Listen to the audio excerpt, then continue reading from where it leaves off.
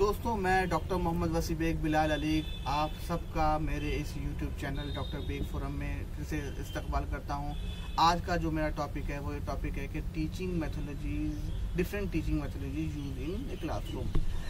जैसे कि हम सब जानते हैं कि क्लासरूम एक ऐसा इन्वायरमेंट होता है जिसमें इंटरेक्शन करने का मौका मिलता है टीचर्स को, स्टूडेंट्स को। और अगर हम इस क्लासरूम में एक बहुत ही खूबसूरत एक माहौल क्रिएट कर दें तो जो है बच्चे बहुत इंटरेस्ट लेंगे। और जब बच्चे अच्छी तरह से इंटरेस्ट लेंगे तो ये हमारे बच्चे जो है हमारे फ्यूचर्स हैं, तो आगे चल के एक अच्छे इंजीनियर, डॉक्टर्स, टीचर्स, लॉयर ये सब बन सकते हैं। तो इन सब में जैसे कि आज इस वीडियोस में हम लोग बात करेंगे chalk, talk and ask method के बारे में, मल्टीमीडिया लर्निंग प्रोसेस के बारे में, माइंड मैप क्या होता है उसके बारे में, teaching with sense of humour क्या होता है, हाइलाइटर मेथोडोलॉजी क्या होती है, Z2A अप्रोच क्या होता है, और role play and scenario analysis based teaching क्या होती है।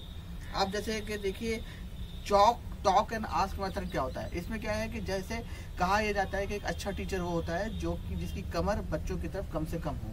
यानी हमें क्या करना है कि जब हम पढ़ाते हैं तो हमें मिनिमम टाइम जो है वो ब्लैक बोर्ड की तरफ देना है। हम लिखेंगे क्लास ब्लैक बोर्ड की तरफ और फिर फ़ौरन की तरफ बच्चों की तरफ मूव करके देखेंगे कि बच्चे हमें किस तरह से कितना अटेंशन है हमारी बातों को। दूसरी बात क्या करना है कि जब भी हम एक या दो वर्ड लिखें या एक सेंटेंस लिखें उसके बाद ज़रूर आस्क करें, चॉक करें, टॉक करें, बच्चों के बीच में बातचीत करें। कोई भी टॉपिक होता है कोई एग्जाम्पल, उसके बाद उस टॉपिक से रिलेटेड बच्चों से बात करें। उसके बाद फिर जब हम टॉपिक को एक्सप्लेन कर दें तो फिर उसको क्या करें कि बच्चों से फिर उसके बारे में पूछें।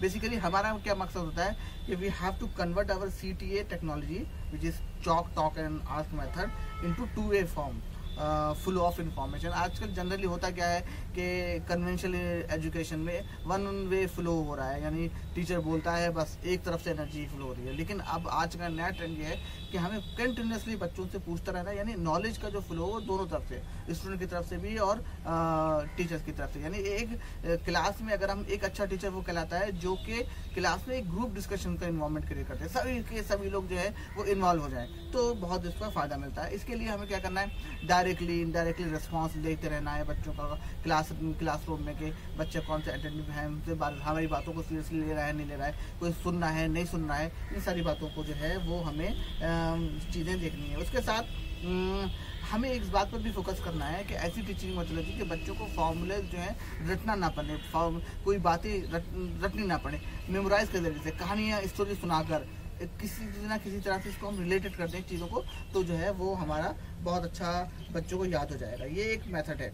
उसके बाद अगर हम बात करते हैं देखिए मल्टीमीडिया लर्निंग प्रोसेस, जिसमें हम टेक्स्ट के ज़रिए से, जिसमें हम जो है इमेजेस के ज़रिए से, ऑडियो के ज़रिए से, वीडियो के ज़रिए से, एनिमेशन के ज़रिए से हम बच्चों को पढ़ा सकते हैं और अपना सिलेबस कंप्लीट करा सकते हैं। देखिए ट्रेडिशनल मेथड में क्या होता था, वन वे फ्लो होता था, जैसे इससे पहले बताया। अब हम जो मल्टीमीडिया लर्निंग है इसमें जो फ्लो होता है वो बोथ तरफ से, यानी flow of education, flow of knowledge है will be from both side, from student and as well as teacher. तो बेसिकली जो मल्टीमीडिया जो मेथोडोलॉजी है इसमें हम teachers is a mediator between, basically multimedia is a mediator between students and teachers. तो इसमें हम ज़्यादा से ज़्यादा इन सारी मेथोडोलॉजी का इस्तेमाल कर सकते हैं।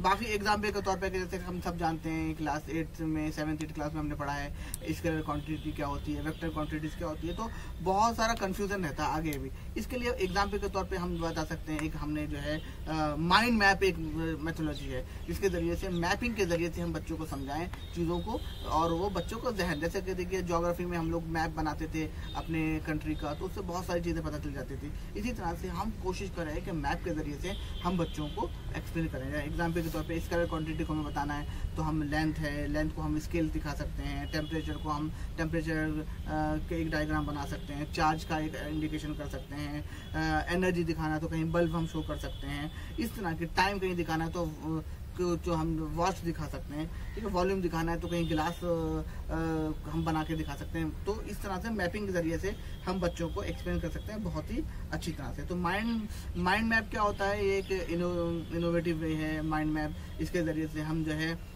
बच्चों को, एक और बहुत इंपॉर्टेंट चीज़ है कि हम कीवर्ड्स के ज़रिए से, पिक्चर्स के ज़रिए से, म्यूज़िक, इमेजेस, कलर के ज़रिए से अपने जो है बच्चों को एक्सप्लेन करें, नोट्स प्रोवाइड करें। और नेक्स्ट जो हमारा एक teaching with the sense of humour, यानी क्लास में बच्चों को स्ट्रेस नहीं लगना चाहिए। देखिए हम भी अपने स्कूल, अपने इंजीनियरिंग या जब हम अपने प्रोफेशनल लाइफ में आए तो हमने ये महसूस किया कि जो टीचर्स अपने क्लासेस में एक अच्छा इन्वायरमेंट क्रिएट करते हैं तो बच्चे उनसे ज़्यादा से ज़्यादा सीखते हैं। तो हमें ऐसी एक कॉर्डियल रिलेशन के साथ बच्चों को पढ़ाना है, हमें बच्चों को बीच बीच में रिलैक्स करते रहना है, बच्चों को जो है थोड़ा सा मजाक भी करना है, थोड़ी सख्ती भी करनी है। इस तरह से जो है हम अपना सिलेबस बहुत आसानी से कंप्लीट कर सकते हैं। देखिए एक नई मेथोलॉजी है जिसे हम कहते हैं हाईलाइटर मेथोलॉजी, यानी जब हम बच्चों को नोट्स दें तो फार्मूलाज और नोट्स एट द ग्लांस इस तरह से भी देते हैं ताकि बच्चों को जब रिवीजन करने में बहुत आसानी हो और या इंपॉर्टेंट टॉपिक को बहुत आसानी से कवर कर सकता है। आखिरी जो मेरा ये अप्रोच है वो है Z2A अप्रोच।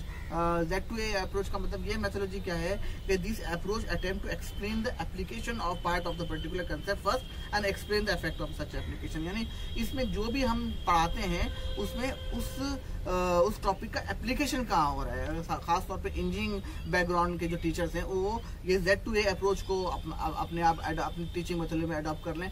तो जो भी हम प्रोडक्ट पढ़ाते हैं, कुछ हम पढ़ाने की कोशिश कर रहे हैं तो उसका हम पहले एप्लीकेशन बताएं, उसके बाद फिर हम उसके सारे इफेक्ट्स बताएंगे तो बच्चे जो है बहुत आसानी से इस चीज़ को ग्रैस्प कर सकते हैं। बाकी देखिए बाकी अगर हम बात करते हैं आगे की मेथोडोलॉजी के तो एक और चीज़ है role playing and scenario analysis. खास तौर पे मैनेजमेंट है या कॉमर्स फैकल्टी है या इंजीनियरिंग बैकग्राउंड के या मेडिकल फैकल्टी है, इन सब लोगों को हम role playing and scenario analysis base के ज़रिए से बहुत आसानी से हम एक्सप्लेन कर सकते हैं, जिसमें हम फॉर एग्जांपल मार्केटिंग मेथड हमें बताना है, रोल ऑफ अकाउंटिंग का है, रोल ऑफ इंजीनियर है, role of quality control engineer है, इंस्पेक्शन ऑफिसर है, एनर्जी ऑडिटर है, सर्वेयर है, मटेरियल इंजीनियर है। इस तरह की जो पढ़ाई है हम जो है वो role playing and scenario analysis के ज़रिए से एक्सप्लेन कर सकते हैं। तो आखिर में देखिए मैं अपनी बात कंप्लीट करने से पहले ये कहना चाहूँगा कि टीचर्स जो है वो एक बहुत बड़ी जिम्मेदारी है और इसमें हमें क्लास में इस तरह से रहना है जैसे हम एक पतंग को उड़ा रहे हैं। देखिए पतंग जैसे उड़ती है तो हम बहुत सख्ती करेंगे तो पतंग टूट जाएगी और बहुत लूज करेंगे तो पतंग बिल्कुल छूट जाएगी। तो हमें इस तरह से रहना है कि हम क्लासेस में ना थोड़ी ढील और थोड़ी सख्ती के साथ अपने सिलेबस कंप्लीट कर सकते हैं। असाइनमेंट ज़रूर दिए बच्चों को, असाइनमेंट बहुत पॉजिटिव इम्पैक्ट देता है। उसके साथ साथ आखिर में अपनी बात खत्म करता हूँ अपने इस कोटेशन के ज़रिए से कि a simple study will make you perfect but a case study will make you ideal. Case studies के ज़रिए से ज़्यादा से ज़्यादा बच्चों को पढ़ाएं। बहुत बहुत शुक्रिया, मैं आपका बहुत शुक्रगुजार हूँ। आप सब लोग मेरे वीडियोस को लाइक भी कर रहे हैं और देख भी रहे हैं। तो मेरी दरख्वास्त है कि अपने जितने भी दोस्त हैं उन सबको भी मेरे ये यूट्यूब चैनल को सब्सक्राइब करवाएं। बहुत बहुत शुक्रिया। अस्सलाम वालेकुम।